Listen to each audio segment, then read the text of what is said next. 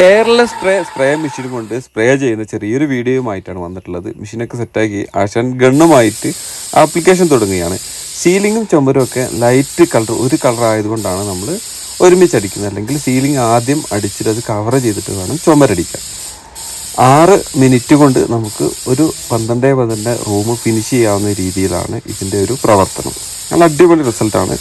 ഇതിൻ്റെ കോട്ടിങ് എന്ന് പറയുന്നത് നമ്മൾ 3 കോട്ട് റോളറിൽ അടിച്ചിട്ടുണ്ടെങ്കിൽ എങ്ങനെ ആയിരിക്കും ആ ഒരു ഫിനിഷ് തന്നെയാണ് എയർലെസ് സ്പ്രേയർ കൊണ്ട് സ്പ്രേ ചെയ്യുമ്പോൾ കിട്ടുന്നത്.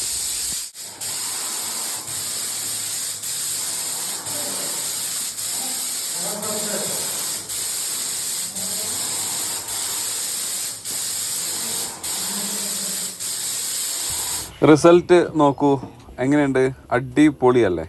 ഇതിപ്പം ബെർജറിൻ്റെ റെങ്കോളി എന്ന് പറയുന്ന ഒരു എമോഷനാണ് അടിച്ചിട്ടുള്ളത്. ഉണങ്ങി കഴിയുമ്പോൾ നല്ല മാറ്റ് ഫിനിഷിലേക്ക് മാറുകയും ചെയ്യും.